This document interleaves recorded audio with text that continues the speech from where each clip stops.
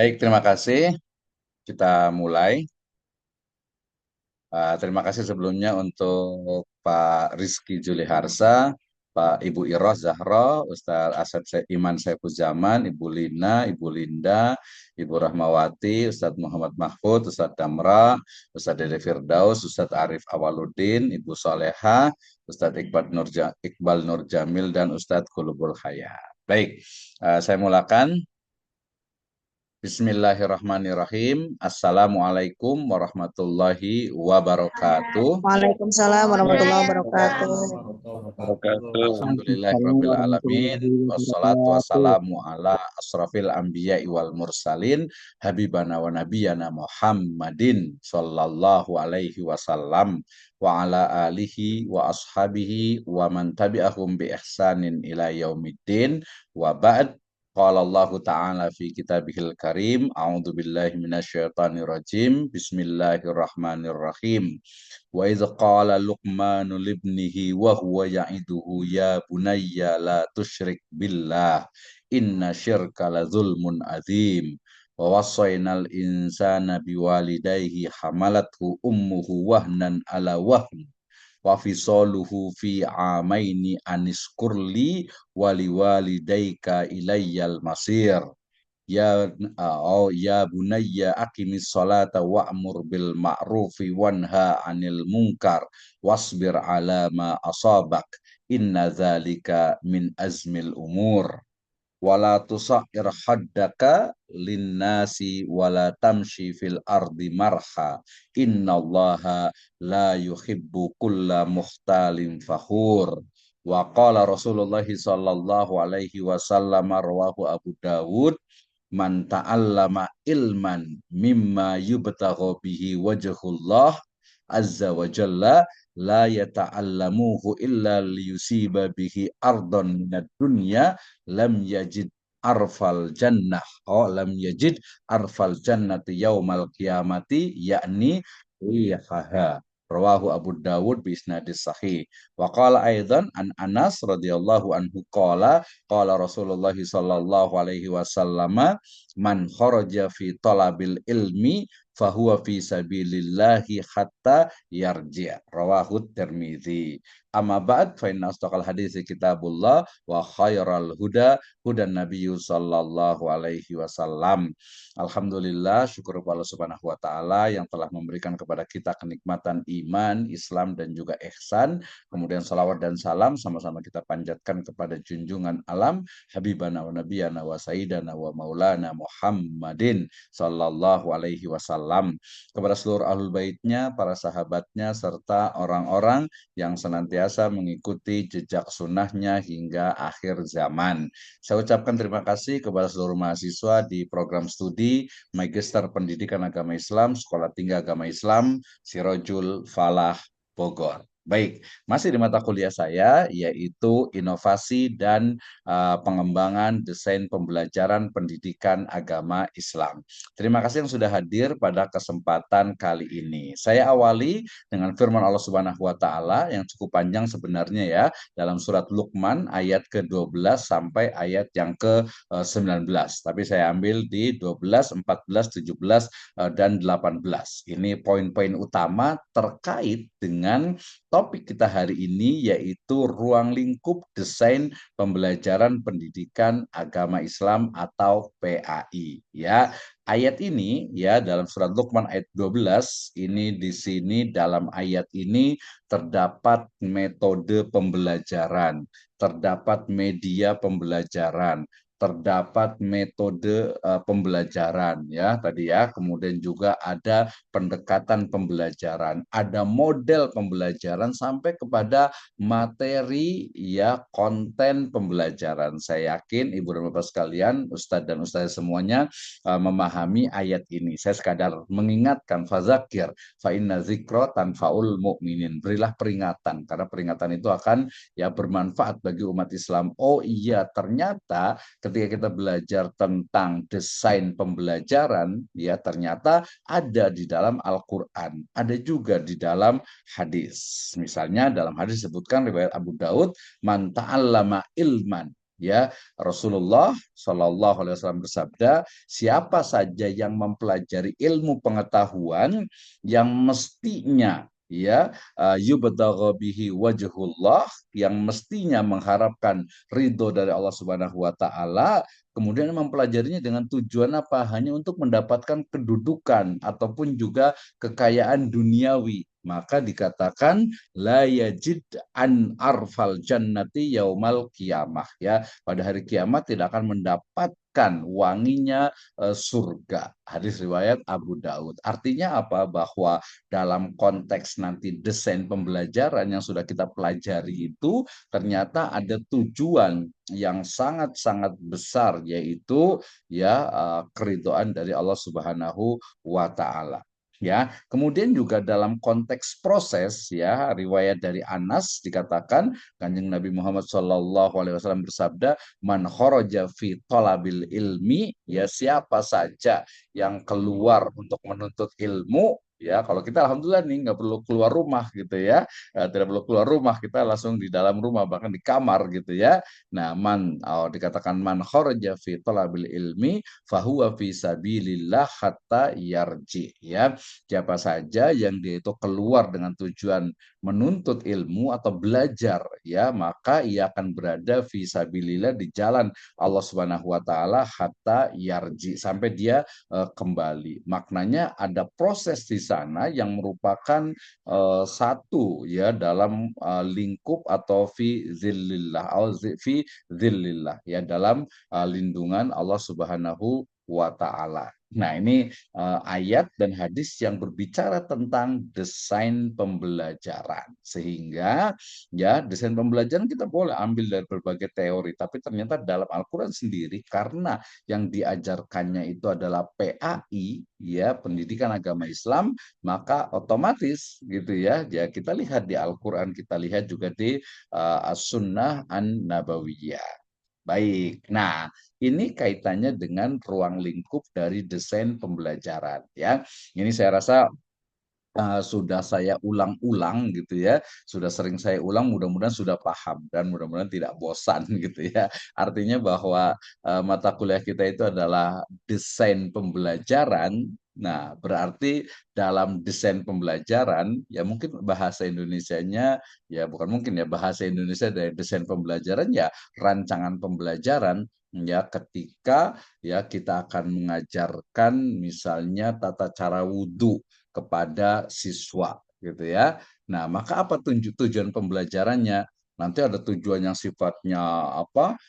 Umum gitu ya, sifatnya umum tadi, yaitu apa? Taqarrub ilallahi azza wa jalla, ataupun juga ibadah kepada Allah Subhanahu wa taala, tapi ada tujuan yang lebih spesifik, yaitu agar ya siswa itu mampu untuk melaksanakan, ya, mampu untuk melakukan tata cara wudhu dengan benar.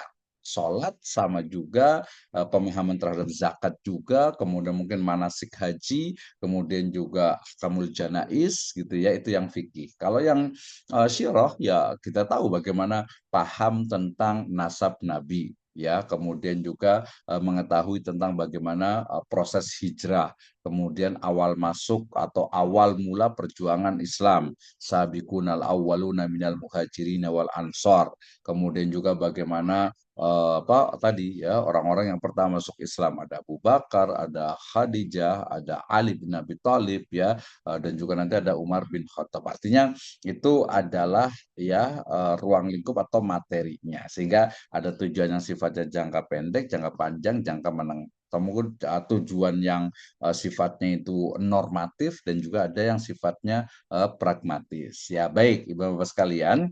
Ya, jadi desain pembelajaran, saya ulang-ulang terus nih. Jadi ketika kita bicara tentang desain pembelajaran, kita itu sedang belajar tentang merumuskan tentang tujuan pembelajaran. Ya, kemudian analisis kebutuhan, kemudian strategi pembelajaran, kemudian pengembangan materi ajar, kemudian pengaturan aktivitas pembelajaran, kemudian media dan teknologi pembelajaran, kemudian penilaian dan evaluasi, ya, kemudian pengelolaan kelas sampai kepada pemantauan dan penilaian berkelanjutan. Ya, kalau kita ringkas mungkin ada tujuan, ya, kemudian ada strategi, ada materi, dan juga ada evaluasi. Nah, itu ya. Nah, itu yang akan kita pelajari pada kesempatan kali ini. Ya, oke, lanjut ya. Jadi, kalau ditanya ruang lingkup desain pembelajaran itu apa? Ya, ini lebih detailnya itu ada 9. Ya, ada 9 elemen ya, atau unsur dari desain pembelajaran. Ya, kalau orang biasanya banyaknya itu lebih kepada materi, ya materi, kemudian strategi, ya kemudian nanti sampai kepada evaluasi. Pokoknya proses pembelajaran lah ya. Nah, jadi proses pembelajaran ya. Oke, kita akan bahas satu-satu ya. Kita lanjut ya. Yang pertama kita bicara tentang tujuan pembelajaran. Ini kan, saya ulang lagi. Ingat lagi, saya bacakan lagi nih ya, biar ingat nih. Jadi kenapa ini harus dipahami? Karena nanti kita bicaranya itu bukan hanya ini sebenarnya, gitu ya. Jadi kalau di tesis itu, ya ini level untuk S1 atau ini pertanyaan pertama. Jadi bagaimana ruang lingkup desain pembelajaran? Ya ini. Ya, jadi desain pembelajaran itu bicara tentang tujuan pembelajaran, analisis kebutuhan, strategi pembelajaran, pengembangan materi ajar, pengaturan aktivitas pembelajaran, media dan teknologi pembelajaran, penilaian dan evaluasi, pengelolaan kelas sampai kepada pemantauan, controlling ya, dan juga penilaian berkelanjutan. Atau di sini diringkasannya itu adalah evaluasi gitu ya. Jadi evaluasi. Jadi kalau di mata kuliah sebelumnya mungkin ada pengembangan evaluasi, dia fokus kepada ketika evaluasi itu sedang ya ataupun juga sudah dilakukan. Nah, kalau di mata kuliah kita ini desain pembelajaran itu lebih kepada rancangan gitu ya, lebih kepada rancangan atau rencana ya, rencana pembelajaran. Jadi nanti evaluasinya bagaimana nih ya, menggunakan pilihan apa untuk evaluasinya. Penetapan-penetapan itu kan tidak sembarangan dan juga tidak asal gitu ya, tetapi didasarkan kepada nanti topiknya, kemudian kebutuhannya ya, dan juga mungkin perkembangan dari berbagai metode evaluasi ya. For example, ya misalnya kalau sekarang ya model dari pertanyaan misalnya multiple choices gitu ya, pilihan ganda itu tidak banyak menjadi pilihan gitu ya. Tidak banyak menjadi pilihan kalau kita menggunakan pilihan ganda, atau mungkin juga mencocokkan gitu ya, atau mungkin juga benar salah sih. Kayaknya benar salah itu di zaman dulu doang ya, sekarang sudah sangat jarang. Ada sih beberapa gitu ya, tapi itu kurang digunakan saat ini ya, jenis-jenis evaluasi termasuk juga mungkin UTS ya, kemudian UAS gitu kan ya. Jadi bukan hanya itu, apalagi ya sempat kan kemarin Eptanas zaman dulu banget ya. Untuk UN ya, ujian nasional itu dulu sempat tidak ada, kemudian sekarang rencana mau diadakan ya. Kenapa? Karena ya memang dinamis dalam pembelajaran ini ya, termasuk juga kalau banyak guru misalnya mengeluh tentang kok kurikulum berganti-ganti sih gitu ya. Nah, karena memang ya perubahan, termasuk walaupun nanti ada unsur kebijakan gitu ya. Artinya sebenarnya mencari dari kurikulum yang ideal, khususnya yang bisa diterapkan di Indonesia gitu ya. Jadi kalau ada perubahan ya, selain tadi memang ada kebijakan gitu ya, tapi ya apa istilahnya itu, guru itu harus memahami gitu ya, memahami bahwa oh ternyata memang mungkin kenapa muncul kurikulum merdeka, nanti akan ada kurikulum misalnya Pancasila gitu ya, atau mungkin kurikulum full katanya gitu ya, deep, full, meaningful, joyful gitu ya. Nah itu kan itu sebenarnya sih apa ya, karena mengikuti perkembangan zaman ya, mengikuti perkembangan zaman dan perkembangan dari tentu saja peserta didik juga gitu ya. Dulu ingat sekali tuh, kalau dulu itu kan kita itu mungkin ya guru itu mungkin bisa jadi ada yang mukul pakai apa tuh ya, pakai penggaris, ada yang lempar papan tuh, apa lempar papan tulis ya, lempar kapur gitu ya, kemudian juga lempar apa, mungkin penghapus dulu ya, spidol dan sebagainya. Sekarang sudah nyentuh pun ya mungkin nggak berani gitu ya. Itu mungkin dari satu sisi saja. Sisi yang lainnya banyak. Misalnya anak-anak sekarang kalau umpamanya dikasih PR misalnya ya, anak-anak sekarang tuh kalau dikasih PR itu biasanya pasti ya gampang lah. Sekarang itu pakai ChatGPT juga langsung selesai gitu ya. Nah, sama juga nih alhamdulillah kalau saya sendiri baik itu di S1 juga biasanya itu sudah hampir tidak ada tuh ujian jawablah pertanyaan gitu ya. Bukan tidak penting ya, karena jawablah pertanyaan itu biasanya kita bisa dapatkan dari tes yang sifatnya itu harian gitu ya, harian saya bisa tanya di sini gitu ya. Tapi lebih kepada justru nanti tadi ya output based learning. Jadi learning ya atau pembelajaran yang basisnya itu adalah apa output atau adanya hasil. Hasil dalam hal ini untuk sementara ini adalah tulisan baik itu book chapter ataupun juga jurnal. Ke depan mungkin bisa saja berubah. Misalnya kan nggak semua orang bisa nulis atau suka nulis atau mampu menulis gitu ya. Mungkin ada yang sukanya biasa ustadz-ustadz gitu ya. Biasanya kan lebih senang dengan lisan gitu ya. Ya udah mungkin bisa jadi harusnya itu bisa buat seminar ya, bisa buat misalnya video gitu ya. Nah, kayaknya seperti itu juga sebenarnya mungkin nanti menjadi alternatif gitu. Misalnya siapa nih? Oh, ada Ustadz Muhammad Mahfud nih ya. Ustadz Mahfud nih. Pak, saya nggak mau ujian ini nulis kayaknya susah banget ya Pak. Saya mau buat seminar aja Pak, gitu ya. Maksudnya seminar itu maksudnya menjadi pembicara seminar dengan topik yang kita tentukan atau dengan topik yang sesuai dengan apa dengan mata kuliah. Itu kayaknya sih mungkin bisa gitu ya. Kemungkinan besar itu juga bisa, tapi waktunya memang disesuaikan gitu ya. Nanti Ustaz Iqbal juga sama, Ustaz Arif Awaludin juga sama, ibu-ibu juga sama, Bu Rahmawati dan yang lainnya juga boleh juga gitu. Karena memang dalam pembelajaran sendiri untuk sementara ini kita juga berpegang teguh kepada istilah jangan mengajarkan ikan untuk terbang, jangan mengajarkan apa burung untuk berenang gitu ya. Kalau kecuali burung apa ya, ada juga yang bisa renang, tapi kan bukan umum tidak seperti itu gitu ya. Jadi mungkin Ustadz Asep Iman misalnya, sukanya itu apa ya? Mungkin pembelajarannya itu atau gaya belajarnya juga lebih suka yang praktek gitu ya, kinestetik gitu ya.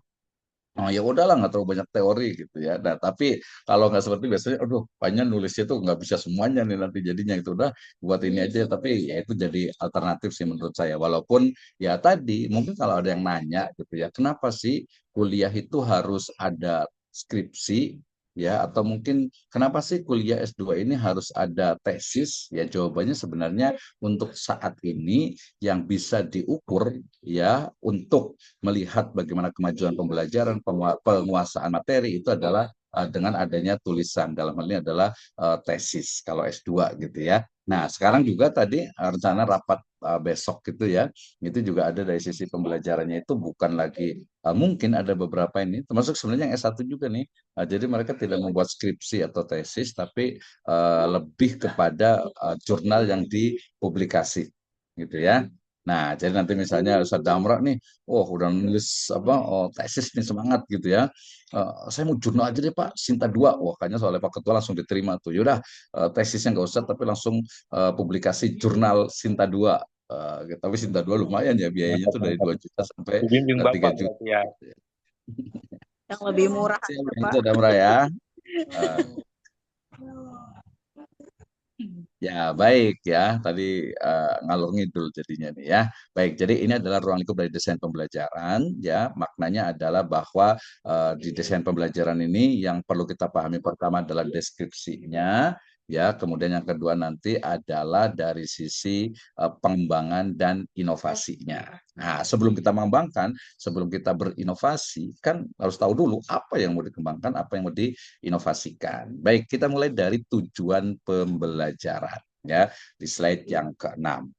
Kita lihat ya bahwa dalam proses tujuan pembelajaran yaitu ada dua minimal ya. Pertama adalah tujuan yang sifatnya itu umum ya. Dan yang kedua adalah tujuan sifatnya itu khusus, ya. Ini kaitannya dengan PAI, Pendidikan Agama Islam, ya. Jadi tujuan secara umum itu adalah mengembangkan siswa menjadi individu yang memiliki iman, takwa, dan akhlak mulia. Mungkin konteksnya insan kamil lah, gitu ya. Insan kamil lah, atau mungkin ada insan kamil, ada insan takwa, ada insan tama, ada insan toda, gitu ya. Banyak lah, pokoknya manusia yang sempurna, gitu ya. Walaupun nggak ada yang sempurna gitu sebenarnya, ya.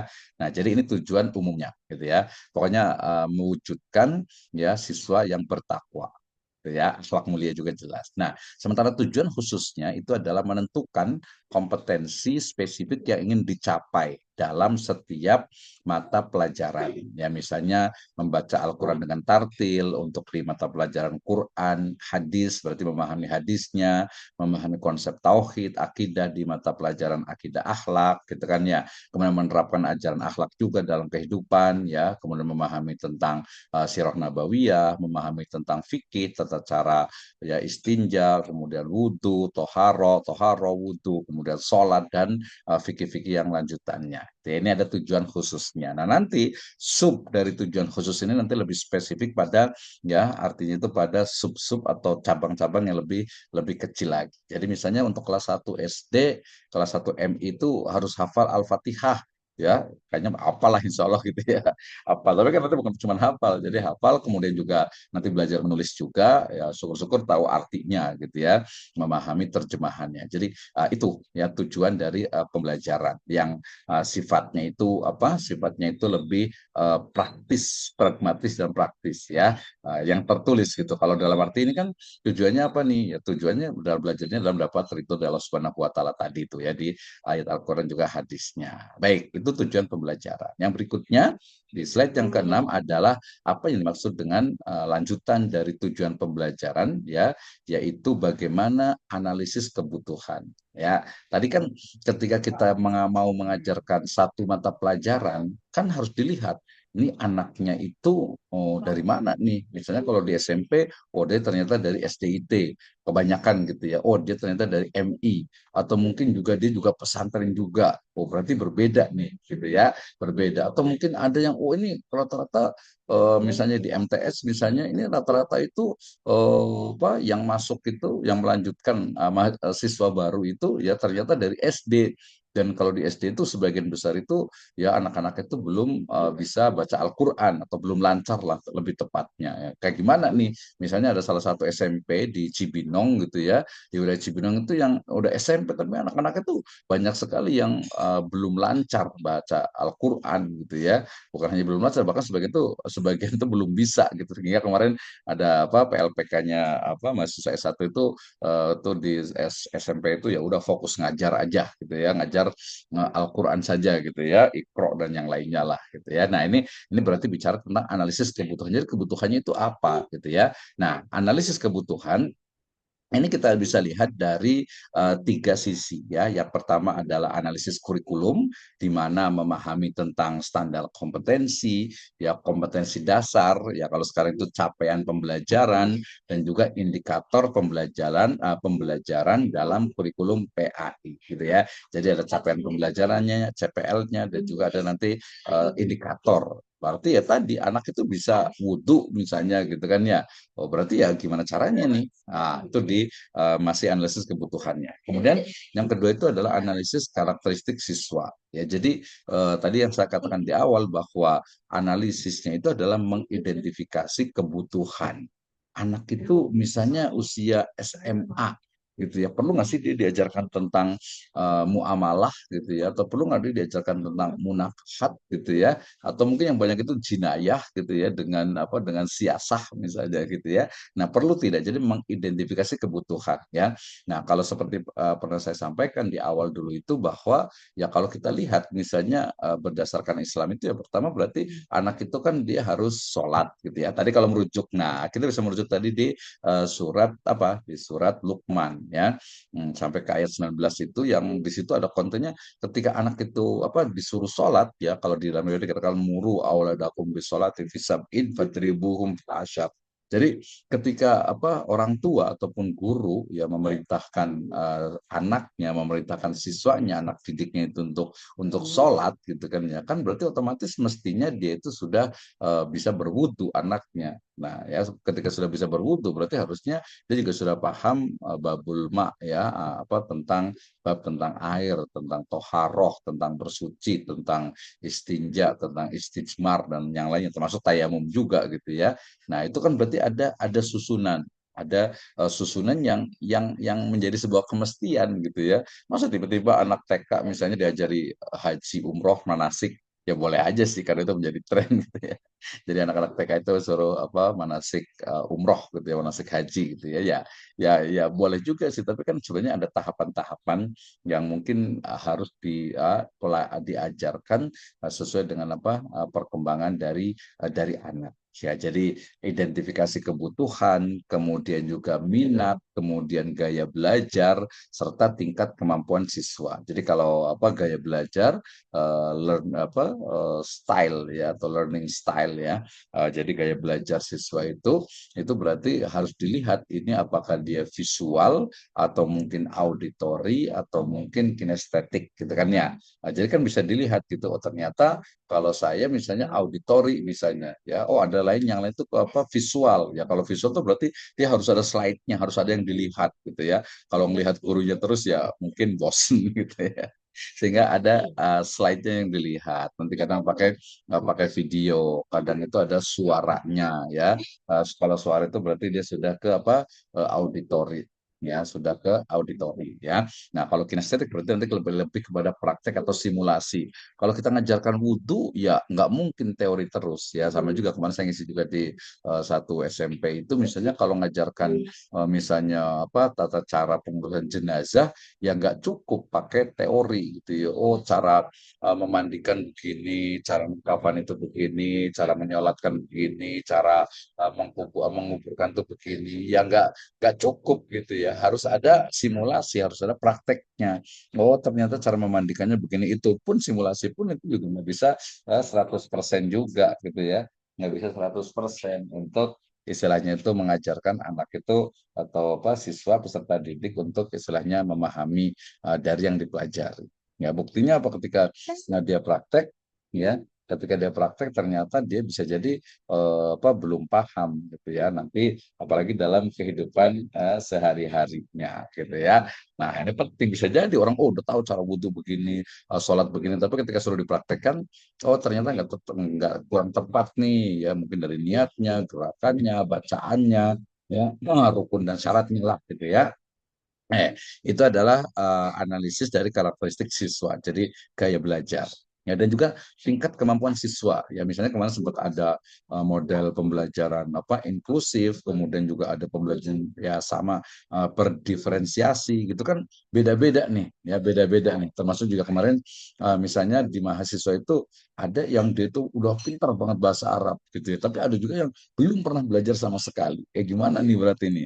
Gitu ya. Nah, ini pentingnya ya beda-beda lah ya. Berarti mungkin yang sudah paham banget materi ini juga sama. Kalau yang sudah paham ya mungkin kita turunkan sedikit. Mungkin ada yang belum pernah belajar gitu ya. Atau mungkin juga aduh agak-agak lupa nih kemarin ini ngomongin apa ya. Oh kita ya hari ini kita bicara tentang ruang lingkup dari desain pembelajaran. Jadi desain pembelajaran itu adalah rancangan pembelajaran. Ketika akan dilaksanakan pembelajaran, ya maka ada rencananya ya, ada rencana yang harus dibuat ya dalam bentuk biasanya adalah RPP ataupun juga modul.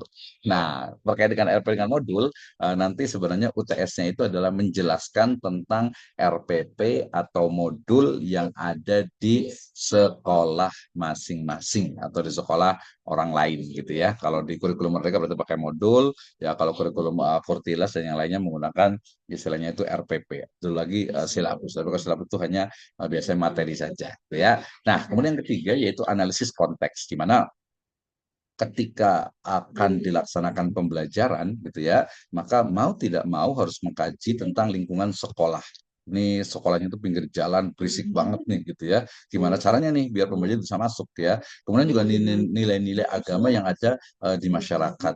gitu ya yang ada di masyarakat ini juga kan juga PAI apalagi ya, dan juga kebutuhan kontekstual ini juga penting nih. Ini kalau menurut saya justru yang paling biasa menjadi pertimbangan utama, kebutuhan kontekstual. Misalnya kalau siswa sekarang kemudian diberikan pembelajaran dalam bentuk misalnya metode pembelajarannya itu adalah dengan ceramah ya, dengan lecturing, dengan teaching gitu ya, ya mungkin mereka bosan gitu ya. Sama juga saya kemarin ketika menggantikan salah satu dari dosen itu, ketika masuk kemudian ya anak itu atau mahasiswa itu ya cenderung pasti megang HP semuanya gitu ya. Kalau di sekolah alhamdulillah lah nggak apa, mungkin sebagian besar itu nggak boleh bawa HP ke kelas gitu ya. Tapi kemudian gimana caranya nih ya, gimana caranya agar guru itu mampu menarik minat belajar dari siswa ya. Di situ berarti ada kebutuhan kontekstual. Nanti salah satunya yaitu menggunakan apa, media dan juga metode pembelajaran yang bervariatif. Itu disiapkan dari sekarang, dirancang, direncanakan dalam desain pembelajaran gitu ya. Jadi bukan tiba-tiba oh saya masuk kemudian pakai metode ini, saya masuk kemudian evaluasinya seperti ini, saya masuk kemudian apa menggunakan media ini, tidak seperti itu, tapi dirancang dari awal. Ya, dirancang dari awal. Kalau di perguruan tinggi itu ada namanya RPS. Mudah-mudahan sudah dapat nih RPS-nya gitu ya. Ngomong-ngomong orang lain, kita ngomong kita, jangan-jangan RPS-nya nggak ada. Tapi RPS-nya sudah saya buat, saya maksud sudah ada tuh ya di apa Google Meet. Kalau nggak ada boleh nanti ke saya lagi lah ya. Baik, itu adalah analisis kebutuhan baru yang kedua ya. Yang berikutnya dari ruang lingkup dalam desain pembelajaran itu adalah terkait dengan strategi dan metode pembelajaran ya. Jadi kalau tadi misalnya apa mulai dari tujuan gitu ya, berarti kalau pengembangannya bagaimana nih ya, di tujuan ini pengembangannya bagaimana ya, kemudian juga dari sisi analisis kebutuhan pengembangannya bagaimana. Ya itu yang menjadi sebenarnya pembahasan dalam istilahnya itu mata kuliah kita ini ya. Ya, jadi analisis kebutuhannya kayak gimana, dikembangannya kayak gimana, udah cukup atau belum gitu ya, atau mungkin sudah hanya itu aja gitu ya, ternyata tidak ya. Nah, yang ketujuh, di slide yang ketujuh saya, yaitu terkait dengan apa tadi ya, metode dan juga pendekatan pembelajaran.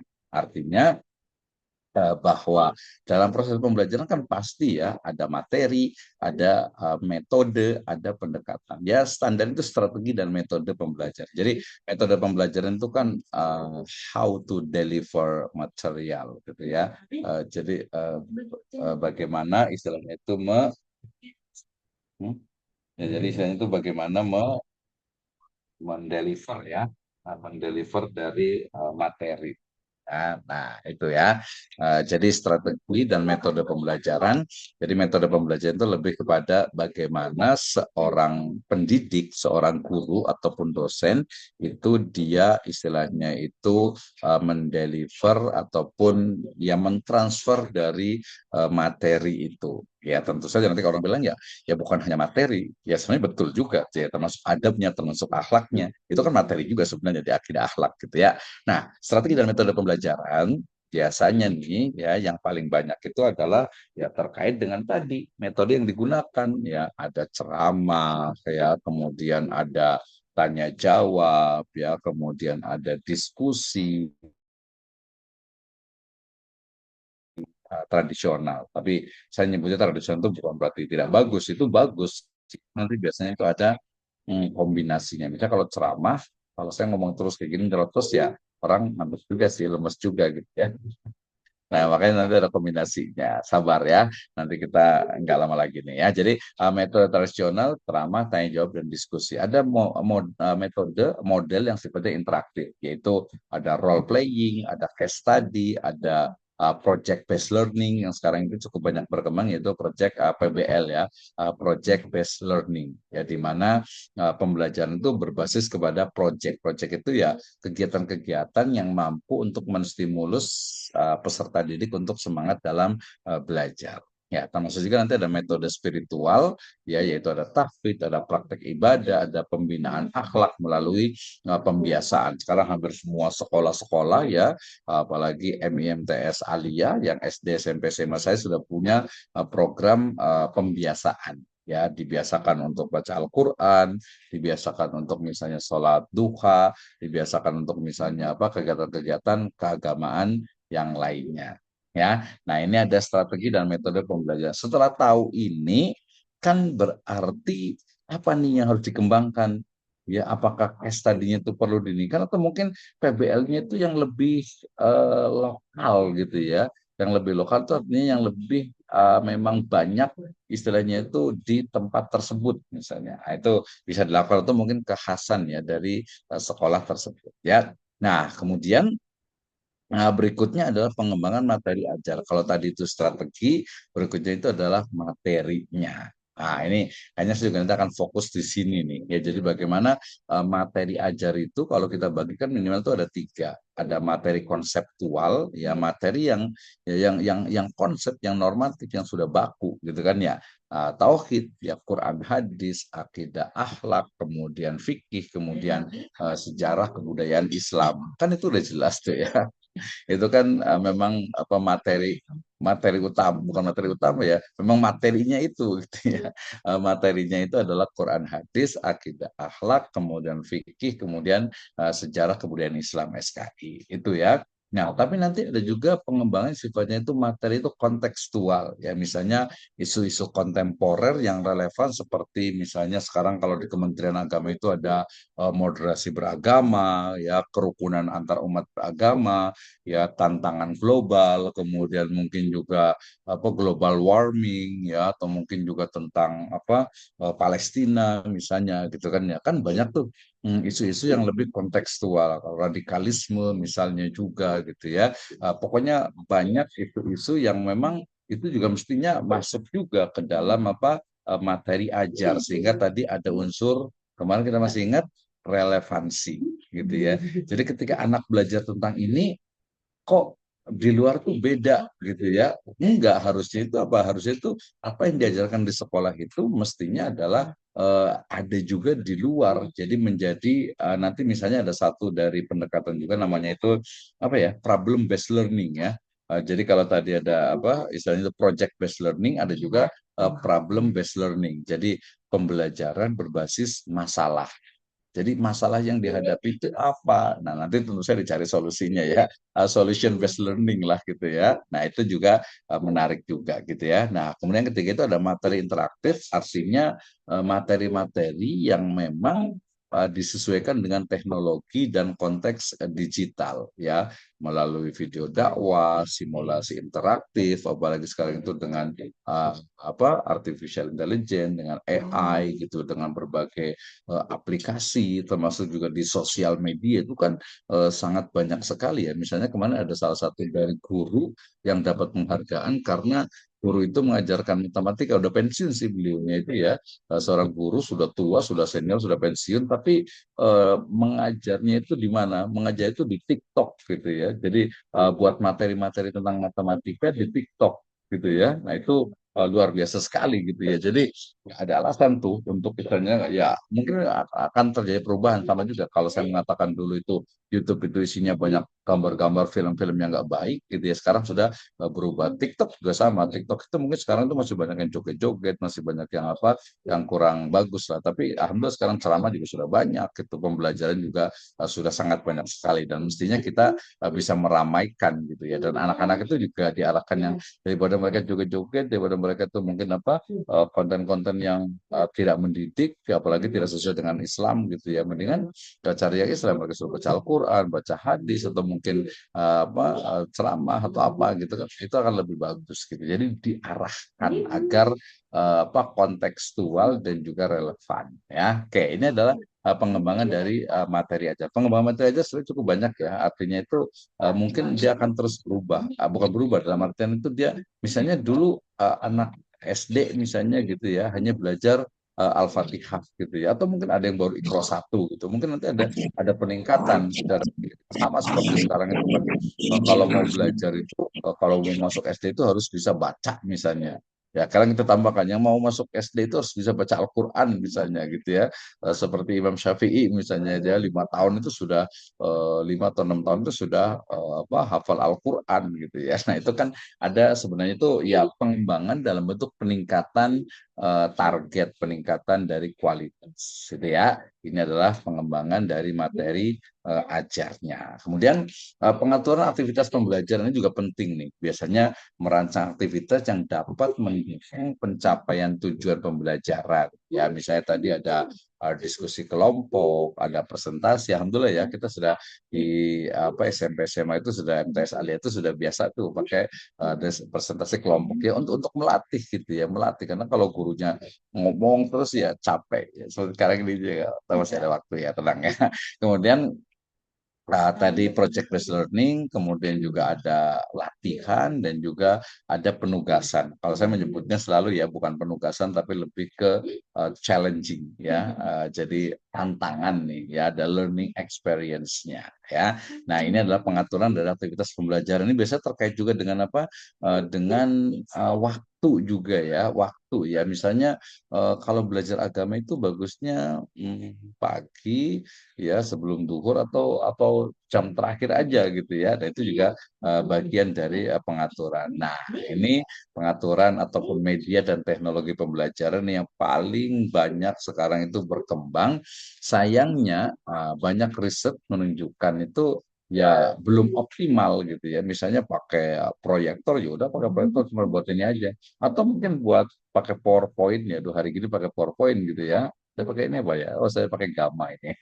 Jadi pakai AI ya, jadi bukan hanya PowerPoint saja ya. Jadi pakai banyak sekali apa kemajuan yang bisa menjadikan itu sebagai media. Ingat ya, media itu adalah media fi lughatil arabiyah ya.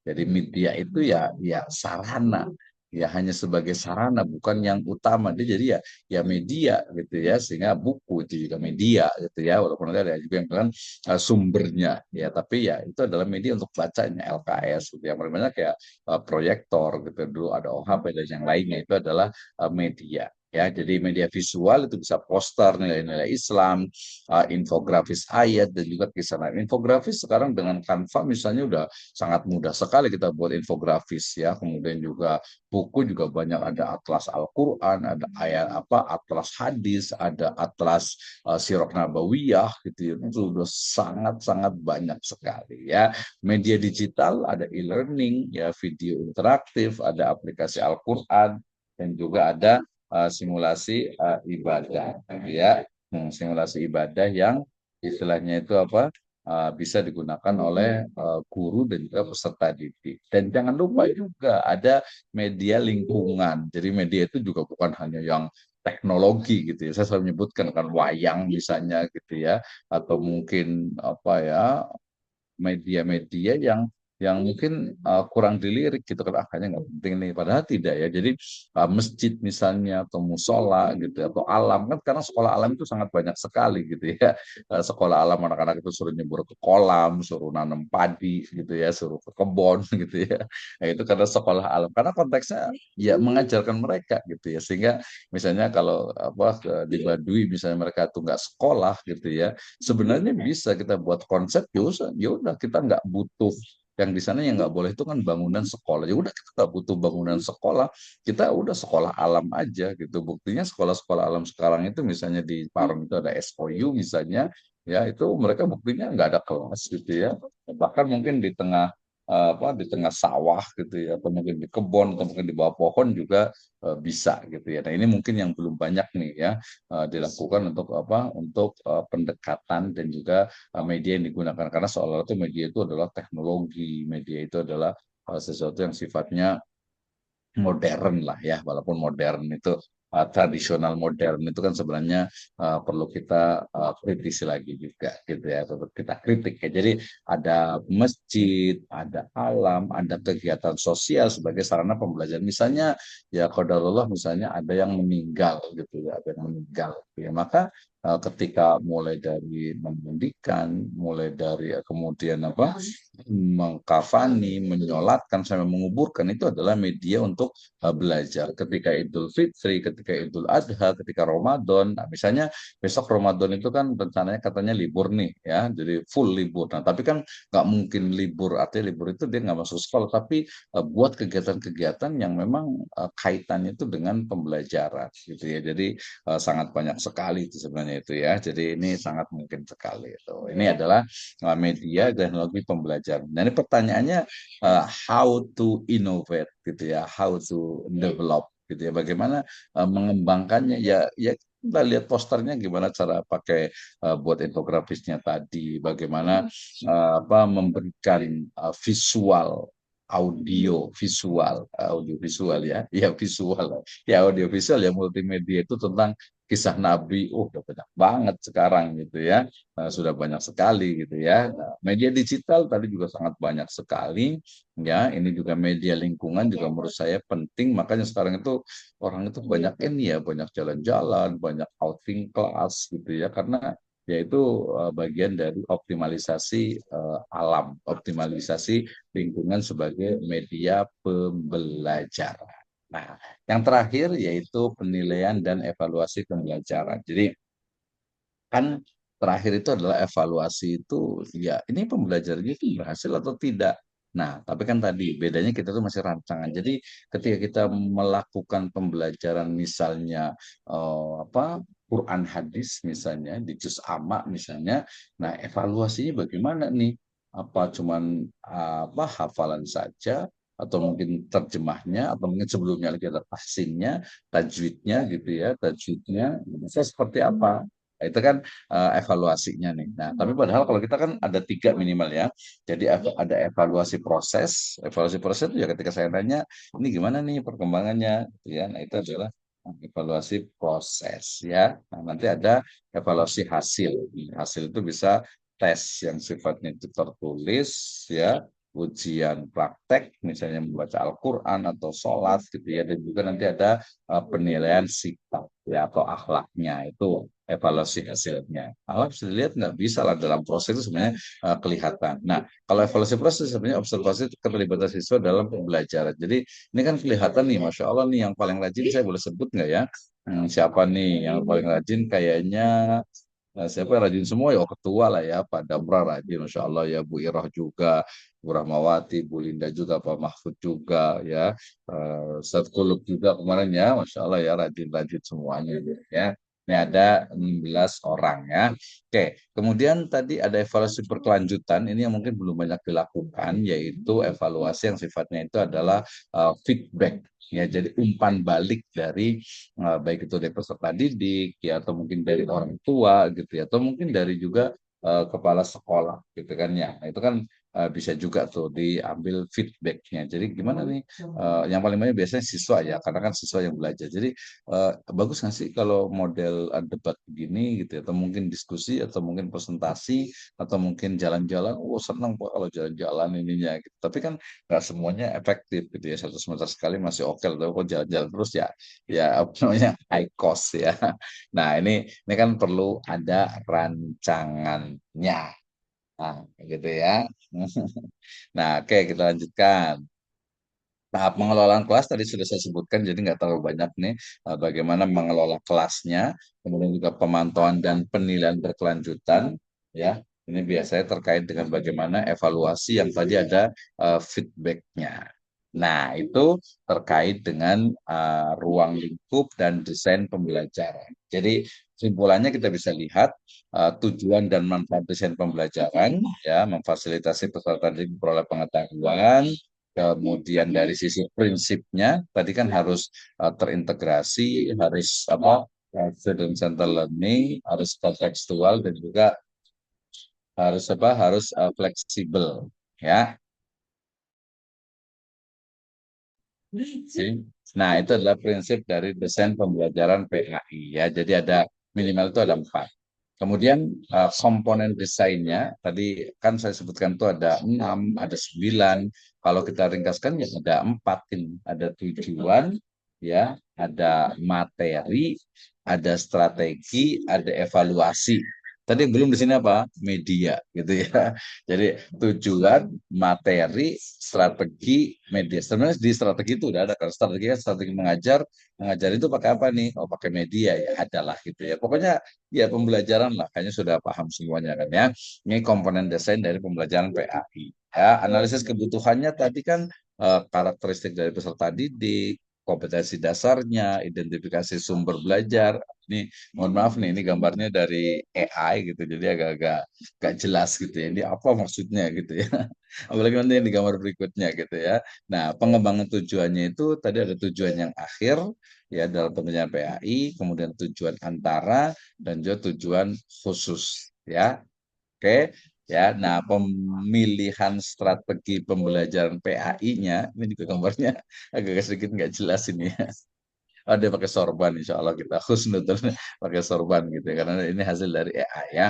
Jadi pemilihan strategi tadi kan ada ceramah, ada diskusi, ada simulasi, demonstrasi, praktek ini kan standar sebenarnya nih ya. Kemudian pengembangan materinya meliputi keimanan, kemudian keislaman, kemudian keihsanan itu yang perlu dikembangkan dalam program atau dalam proses dari pembelajaran dari PAI. Terakhir evaluasi desainnya ya bisa dalam bentuk evaluasi dilakukan selama dalam proses pembelajaran, kemudian juga di akhir pembelajaran dan juga mengukur kemampuan dari peserta didik secara nyata dalam bentuk praktek. Plus tadi ada yang kelanjutannya yaitu feedbacknya.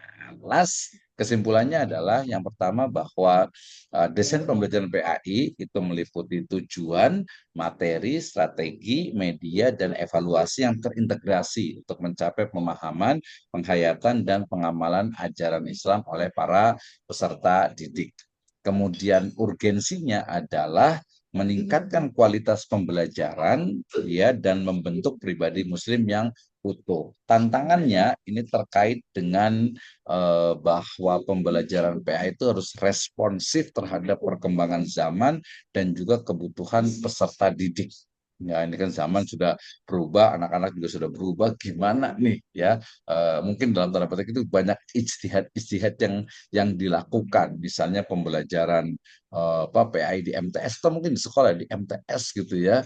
Di MTS dulu tuh mungkin ya kalau mamanya keseniannya mungkin hard rock, nasyid atau mungkin perbanaan gitu ya. Sekarang ya udah nggak bisa lagi harus pakai organ tunggal nih atau mungkin harus pakai bahkan banyak band ya bahkan banyak lagu-lagu yang ya kalau menurut saya sih sebenarnya nggak segitunya juga gitu ya nggak mesti misalnya lagu-lagunya siapa tuh Rose gitu Blackpink gitu atau yang lainnya masuk ke MTS gitu kan nggak buku apa ya ya menurut saya sih tidak sampai segitu gitu ya. Nah, desain pembelajarannya atau kesimpulannya adalah desain pembelajaran PAI yang komprehensif dan holistik sangat penting untuk mencapai tujuan dari pendidikan agama Islam.